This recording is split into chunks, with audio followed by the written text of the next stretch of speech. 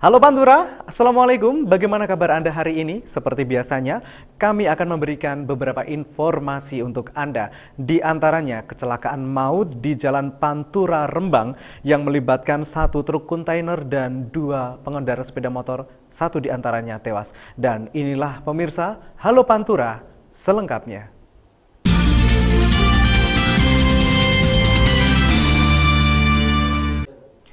Kabar pertama di Halo Pantura hari ini, pemirsa, nelayan dari dua desa di wilayah Kabupaten Rembang pada Rabu kemarin menyerahkan puluhan jaring cotok kepada aparat keamanan laut setempat.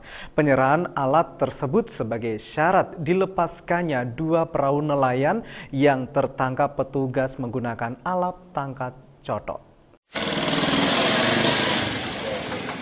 Nelayan di Rembang pada hari Rabu menyerahkan puluhan alat tangkap terlarang kepada aparat keamanan laut. Hal itu menjadi syarat supaya dua perahu nelayan yang tertangkap sebelumnya dapat dibebaskan.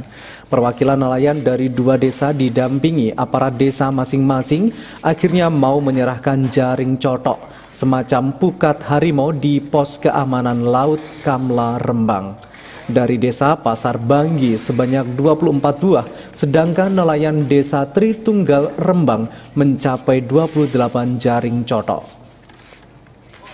Alat tangkap yang dilarang pemerintah karena merusak ekosistem laut tersebut dikumpulkan sebagai bentuk rasa solidaritas atas kejadian tertangkapnya dua perahu nelayan pengguna pukat dalam giat operasi belum lama ini.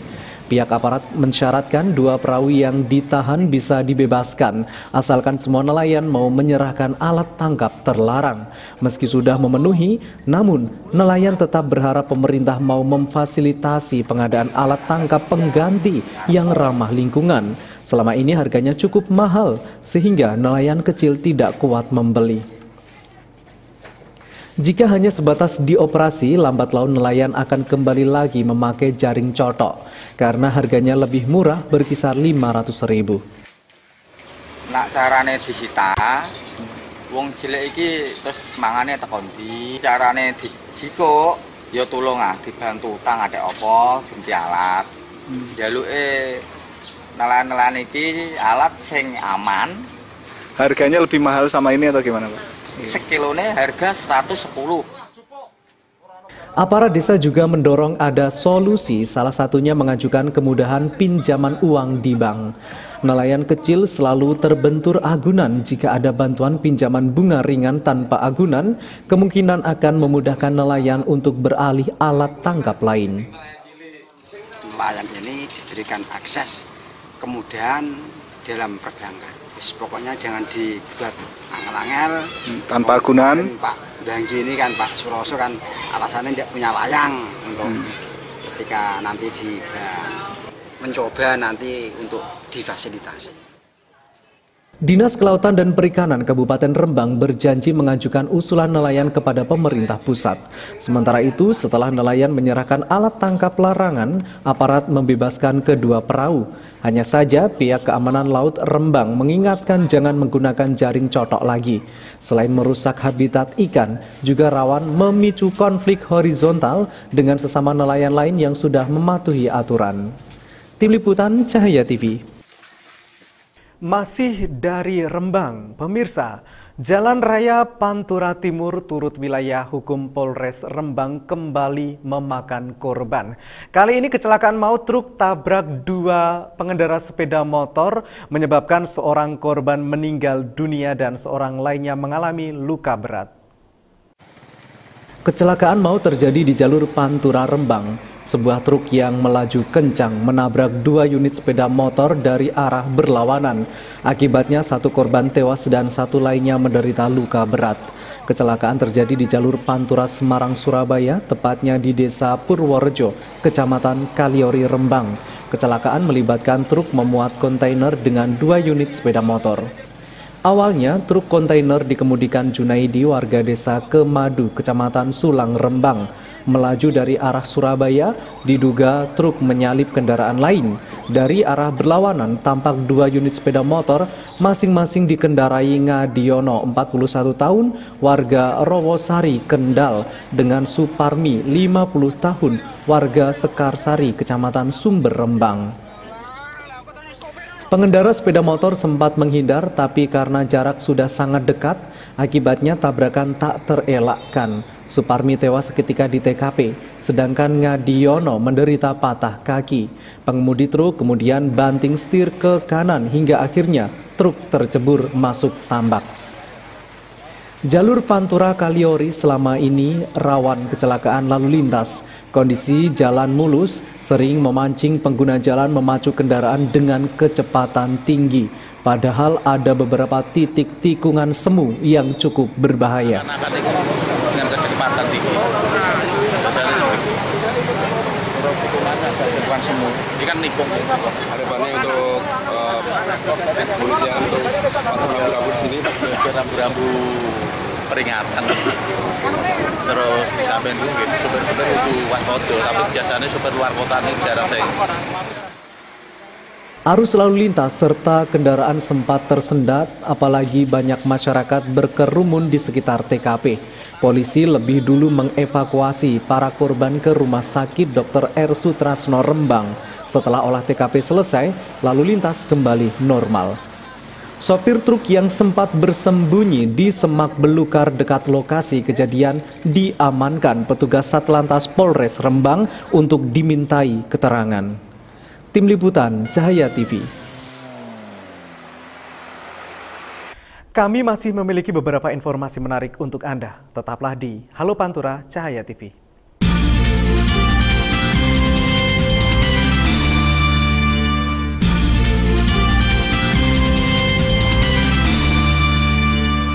Terima kasih saya sampaikan kepada Anda yang masih setia bersama kami di Halo Pantura. Pemirsa, Kapolres Pati AKBP Raden Setio Nugroho didaulat menjadi Inspektur Upacara dalam rangka TNI Manunggal masuk desa tahap pertama tahun 2015 di lapangan Desa Wedusan, Kecamatan Celuwak pada Kamis pagi. Bertempat di lapangan Desa Wedusan, Kecamatan Celuwak Pati pada Kamis pagi, pelaksanaan TNI Manunggal masuk desa dimulai dengan didahului upacara pembukaan. Ditunjukkan menjadi Inspektur Upacara dalam kegiatan tersebut Kapolres Pati AKBP Raden Setio Nugroho Hasto yang dihadiri oleh Bupati Pati Haryanto dan Dim 0718 Pati Letkol Heri Stiono, Kepala Kejaksaan Negeri Pati serta tamu undangan lainnya.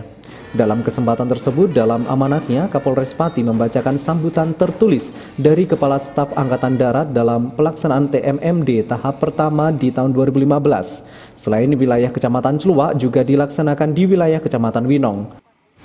Untuk TMMD kali ini tahun 2015 yang pertama Sengguyung ya, tidak reguler tapi Sengguyung, bahwa artinya semua anggaran memang dari APBD. Kemudian terkait dengan sasaran ini memang sesuai dengan dari wilayah sendiri melalui Pak Kepala Daerah Bupati menunjuk sasaran ini terkait untuk bisa menyatukan wilayah-wilayah yang masih terisolir. Dari sini disusupi nanti bisa menyambung ke kecamatan sebelah dan bahkan bisa sampai ke perbatasan utara. Selain melaksanakan kegiatan pembangunan fisik, TMMD kali ini juga melaksanakan kegiatan konfisik serta kemasyarakatan, sosial, dan budaya. Sementara sehari sebelumnya, Bupati Pati beserta jajaran Forkompimda juga melaksanakan kegiatan penutupan karya bakti di Desa Ngastorjo, Kecamatan Jakenan. Tim Liputan Cahaya TV Pati. Kita beralih ke informasi lain. Pemerintah Kabupaten Pati menaikkan dana hibah ternak unggas dari 5 juta menjadi 20 juta rupiah. Perubahan peraturan Bupati pun telah ditandatangani, sehingga tinggal menunggu proses tahapan berikutnya. Besaran dana hibah ternak unggas dari pemerintah Kabupaten Pati akan naik sebesar 400% dari yang sebelumnya hanya 5 juta rupiah menjadi 20 juta rupiah. Hal tersebut disampaikan oleh Bupati Pati Haryanto di sesi dialog dengan petani pada acara gerakan tanam dengan transplanter di kelompok Tani Ngudi Santoso 4 Desa Bakalan, Kecamatan Dugusti pada Kamis siang. Pernyataan Bupati tersebut terungkap setelah Solihin, petani yang juga Ketua Asosiasi Ternak Bebek Pragolo Kabupaten Pati, mengusulkan perubahan Perbup nomor 32 tahun 2013. Selain akan mengubah Perbup guna menaikkan besaran bantuan hibah unggas, pemerintah kabupaten juga akan meningkatkan besaran bantuan untuk ternak lainnya, seperti misalnya ternak sapi. Sementara itu, tuan rumah kegiatan yaitu kelompok Tani Ngudi Santoso 4 Desa Bakalan di kesempatan itu mengeluhkan sedikitnya generasi muda yang bersedia mengurus lahan pertanian orang tuanya. Karena itu mereka berterima kasih dengan adanya program pemberian bantuan transplanter. Dalam acara tersebut, Bupati juga akan berusaha mengakomodir keinginan para petani terkait pembangunan embung berkaitan dengan pembangunan jalan di tengah sawah guna meningkatkan produktivitas hasil pertanian. Bupati menyambut baik. Sementara itu, terkait keluhan tentang mahalnya pestisida, para petani berharap agar penjualannya bisa dikontrol agar tidak menyulitkan petani. Tim Liputan Cahaya TV Pati. Kami akan kembali selepas jeda pariwara berikut ini. Tetaplah di Halo Pantura Cahaya TV.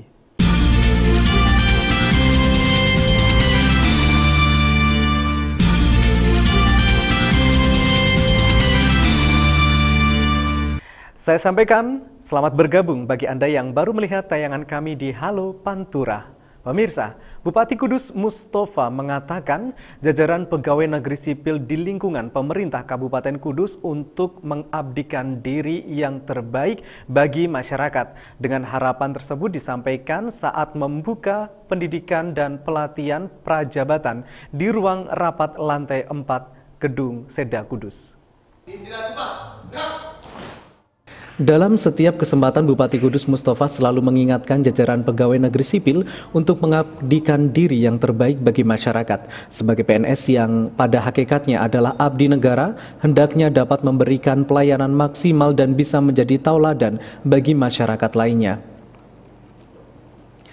Motivasi tersebut disampaikan saat membuka pendidikan dan pelatihan prajabatan calon pegawai negeri sipil kategori 2 yang berlangsung di ruang rapat lantai 4 Gedung Seda Kudus. Dikatakan bahwa hal penting yang harus dipegang teguh setelah menjadi PNS adalah kejujuran, dan satu hal ini menjadi dasar dalam menjalankan amanah yang tidak semua orang berkesempatan memperolehnya, terlebih bagi honorer K2. Satu hal yang perlu diingat dalam pekerjaan harus disiplin, artinya bekerja mengikuti aturan yang berlaku, loyal kepada pimpinan dan menjalin kerjasama sesama rekan kerja. Jika menjadi PNS, maka jadilah PNS yang seutuhnya dan bekerja secara profesional. Bupati mengingatkan pada para CPNS K2 jangan pula berpuas diri dan melupakan teman kalian sesama K2 yang belum berkesempatan untuk diangkat CPNS. Bupati meminta untuk memberikan semangat kepada mereka karena dari pihaknya terus berupaya agar mereka yang gagal sebisa mungkin untuk dapat diangkat. Pemerintah memperjuangkan sampai ada kebijakan tidak membuka lowongan dari umum selama 4 tahun dengan harapan K2 yang tersisa bisa diakomodir menjadi PNS. Ada sebanyak 109 calon pegawai negeri sipil kategori 2 golongan 1, 2, 3 yang sebagian besar tenaga pendidik akan menjalani pendidikan dan pelatihan prajabatan sebagai syarat untuk menjadi pegawai negeri sipil. Tim Liputan Cahaya TV. Dari Kudus kita beralih ke Rembang, pemirsa. 3 sekolah dasar di wilayah Kabupaten Rembang pada Rabu kemarin kedatangan tim penilai lomba kecil menanam dewasa memanen tingkat Provinsi Jawa Tengah.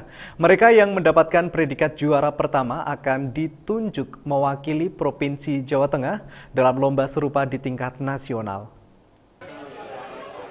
Sempat menjadi juara kedua lomba kecil menanam dewasa memanen tingkat Kabupaten Rembang tahun 2012 lalu, pada tahun 2014 kemarin kembali Sekolah Dasar Negeri Srida di Rembang mengikuti lomba serupa dan mampu meraih juara pertama untuk selanjutnya mengikuti lomba serupa tingkat Provinsi Jawa Tengah. Kepala Sekolah SD Srida di Rembang, Suparmin, mengungkapkan awalnya pelajar dilibatkan menanam pohon jati di lahan kosong sekolah dan selanjutnya dikembangkan budidaya antapela busa.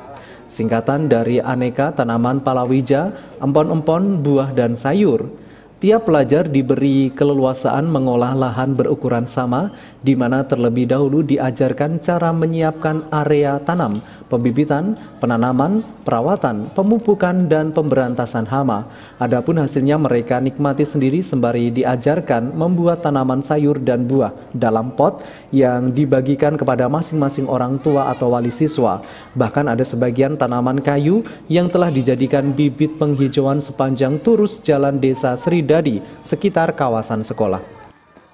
Berapa waktu lama Pak menyiapkan kebun seperti ini? Kita pertama memang ikuti lomba KMD ini sudah 3 tahun. Cuman tahun pertama tahun 2012 kita baru juara 2 di tingkat kabupaten.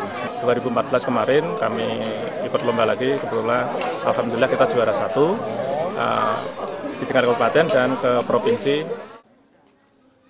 Penilaian berupa administrasi mulai dari perencanaan sampai pelaksanaan kecil menanam dewasa memanen dan menyaksikan pelajar mempraktekkan semua tahapan budidaya antal palembusa. Ekskul tersebut merupakan perwujudan pendidikan berkarakter untuk anak usia dini dan dinilai berhasil menumbuhkan minat anak didik pada dunia pertanian terpadu karena dalam perkembangannya juga merambah pada ternak ikan lele. Melalui kegiatan pembelajaran peduli lingkungan hidup tersebut juga menjadikan anak terhindar dari budaya baru semisal berkutat dengan PlayStation atau game online yang kurang menyentuh perkembangan potensi anak. Pak, dari lomba penilaian ini yang unsur penilaian terdiri apa saja nih Pak? Ya, ada perencanaannya, kelembagaannya, terus pelaksanaannya, pengendaliannya. Follow up dari kejuaraan ini sendiri nanti akan dibawa kemana ini? Di tingkat kabupaten, sekarang diajukan tingkat provinsi, lah kita mencocokkan lagi sesuai enggak, hanya itu. Sementara itu, Santoso, salah satu tim penilai dari provinsi, mengatakan unsur penilaian secara komprehensif meliputi perencanaan sampai pelaksanaan. Disinggung tindak lanjut bagi juara lomba disebutkan akan mewakili Provinsi Jawa Tengah pada ajang tingkat nasional. Di Kabupaten Rembang sendiri, selain SD Negeri Sri Dadi, telah ada 2 sekolah lain yang menyelenggarakan KMDM, yaitu SD Negeri Kemendung di Kecamatan Rembang dan SD Negeri Glebek di Kecamatan Sulang. SD Negeri Sri Dadi bisa dikatakan pionir dalam kegiatan KMDM dan bila nanti keluar sebagai juara tingkat provinsi, kedepannya diproyeksikan menjadi pilot proyek SD se-Kabupaten Rembang yang ingin mengikuti jejak sekolah tersebut. Tim Liputan Cahaya TV. Pemirsa, informasi tadi sekaligus mengakhiri perjumpaan kita di Halo Pantura hari ini. Saya Aris Sadewo beserta seluruh kru kerabat kerja undur diri dan jangan lupa terus saksikan Halo Pantura yang hadir setiap hari Senin hingga Sabtu pukul 20.35 waktu Indonesia Barat dan tayang kembali di pukul 8 pagi. Dan terima kasih. Wassalamualaikum, salam cemerlang.